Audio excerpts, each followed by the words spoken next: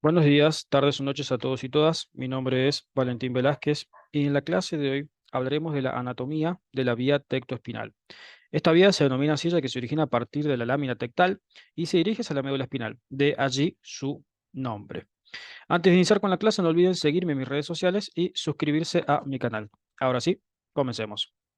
Esta vía tectoespinal se origina a partir de la lámina tectal que reviste estos elementos que vemos en la cara posterior del mesencéfalo. Estos elementos, a los cuales estamos haciendo referencia, se corresponden con los clásicos tubérculos cuadrigéminos, actualmente llamados colículos mesencefálicos. Estos tubérculos cuadrigéminos son unas eminencias en forma de mamelón y van a ser a número de cuatro, dos colículos superiores, los clásicos tubérculos cuadrigéminos anteriores, y dos colículos inferiores, los que clásicamente eran denominados como tubérculos cuadrigéminos inferiores.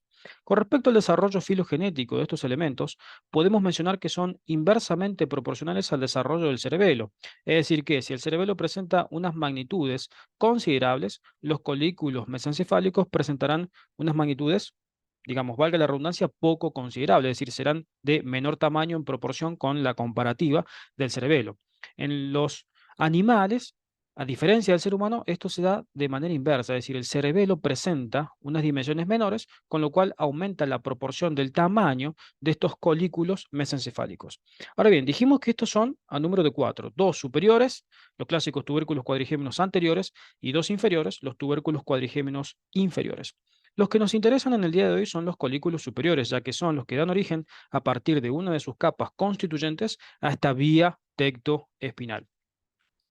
Estos elementos de la macroscopía presentan una forma de eminencia en mamelón, también llamados clásicamente como nates, y presentan una dimensión que se corresponde con su eje mayor, una dimensión en longitud que se corresponde con su eje mayor, que es de 12 milímetros, y presentan a su vez un ancho que es de 7 milímetros.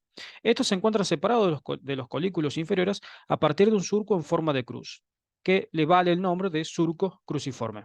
Ahora bien, los colículos superiores se encuentran relacionándose en el segmento medial con este elemento glandular pertinente al epitálamo, es decir, pertinente al diencéfalo, que es la glándula pineal epífisis o también llamada conarium por su acepción clásica. Esta epífisis se encuentra ubicada en lo que se llama lecho de la glándula pineal, lecho de la epífisis, y allí se encuentra una prolongación, una dependencia meningia para su recubrimiento, y eso en conjunto es lo que se denomina como triángulo subpineal de Obersteiner, perdón. Este triángulo subpineal de Obersteiner presenta aquí ese desdoblamiento meningio y es una relación medial de estos colículos superiores. Ahora bien, estos colículos superiores presentan allí la llegada de unos denominados brazos conjuntivales, que se llegan a ver allí un poquito brevemente, que serán los brazos conjuntivales anteriores o superiores. Aquí se encuentran llegando hacia lo que es el colículo superior. Estos brazos conjuntivales llevan fibras axonales centrales que pertenecen a la vía visual, es decir, son parte de la prolongación central de las neuronas bipolares ganglionares que se encuentran a nivel de la retina. Si progresamos un poco más, nos encontramos con esta ilustración, que es una vista posterolateral de elementos que pertenecen al tronco encefálico, donde vemos este brazo conjuntival anterior o superior coloreado en violeta.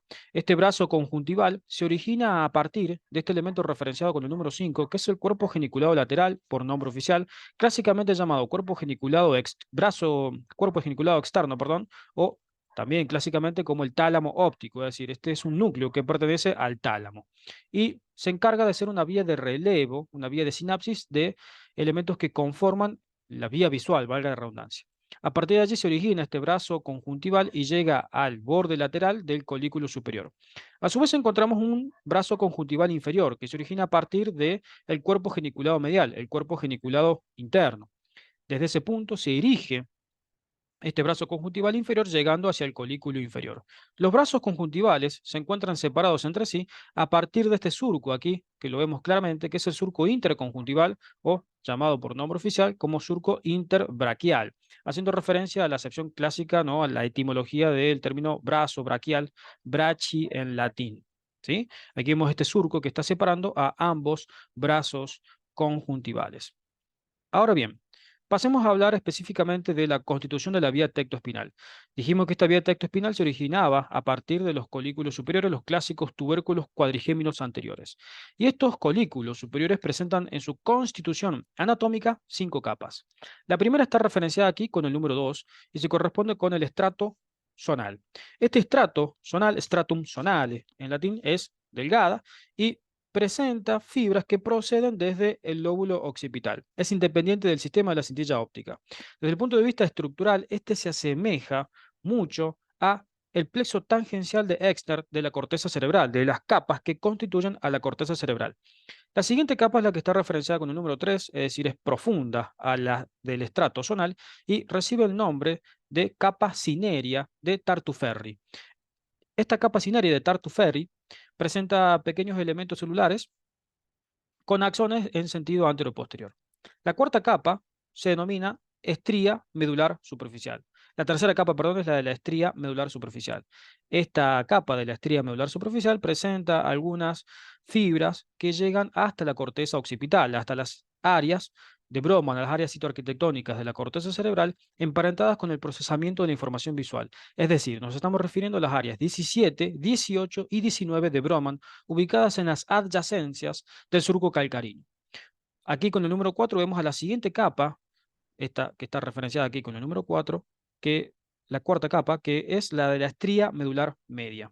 Aquí llegan fibras que proceden desde el brazo conjuntival anterior y llegan hasta la corteza occipital también. Y por último, aquí referenciada con el número 6, es la capa más importante, la que nos interesa en la clase del día de hoy, que es la de la estría medular profunda. Esta capa se encuentra a nivel de una formación gris que rodea el acueducto mesocefálico, el clásico acueducto de Silvio, y allí nos estamos refiriendo a la sustancia gris periacueductal. Es decir, que esta capa se encuentra en la sustancia gris periacueductal. Y de aquí parten fibras eferentes que constituyen a la vía tectoespinal y la vía tectobulboespinal. Desde aquí entonces parten esas aferencias que van a ir a buscar a la médula espinal, pero en este punto claramente vemos cómo estas fibras se están decusando en este segmento, ¿sí? Y constituyen lo que se llama clásicamente como decusación en fuente de Maynard y lo que actualmente se denomina por nombre oficial como decusación tegmental dorsal. La decusación tegmental ventral la hemos estudiado en lo que era la vía rubro espinal. Entonces aquí nos encontramos con la decusación tegmental dorsal y la constitución de esta vía tectoespinal. Luego de que aquí se ha originado esta vía desde la quinta capa, la de la estría medular profunda del colículo superior, y se ha decusado constituyendo la decusación tegmental dorsal, va a ir a buscar a la cinta de raíz media, es decir, al lemnisco medial, y luego a la columna anterior de la médula espinal, haciendo sinapsis con las diversas neuronas que se encuentran en toda esta médula espinal y llegando luego a nivel de la médula cervical a el asta anterior de la médula espinal en una sinapsis a través de las neuronas internunciales o intercalares, es decir, esta vía tectoespinal hace sinapsis en las neuronas internunciales ubicadas aquí, a nivel del asta anterior de la médula espinal, es decir, citoarquitectónicamente hablando, a nivel de las láminas número 8, número 9 de Rexid.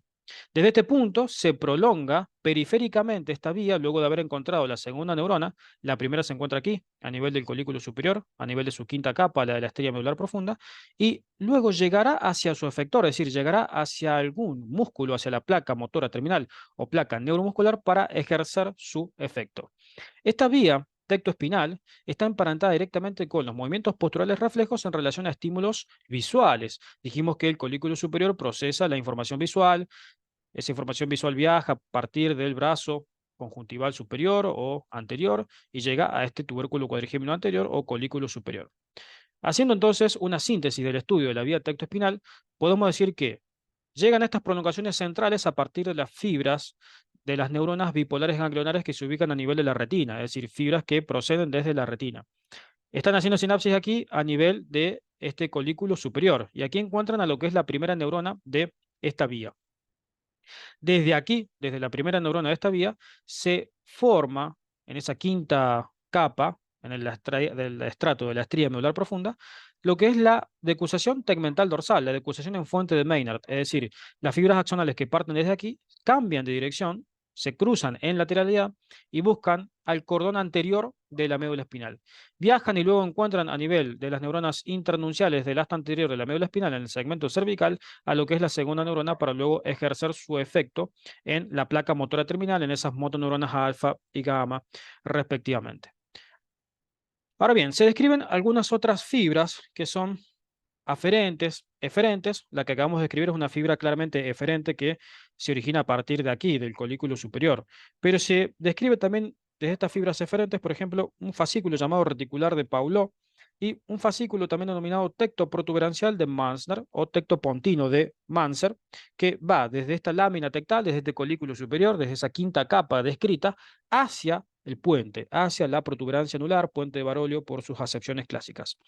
Las fibras aferentes, es decir, las fibras que está recibiendo este cuerpo geniculado, este colículo superior, perdón, o tubérculo cuadrigémino anterior, son fibras que, por ejemplo, proceden desde las pupilas, fibras pupilares de Dindner, ¿sí? Fibras que proceden desde la cintilla óptica.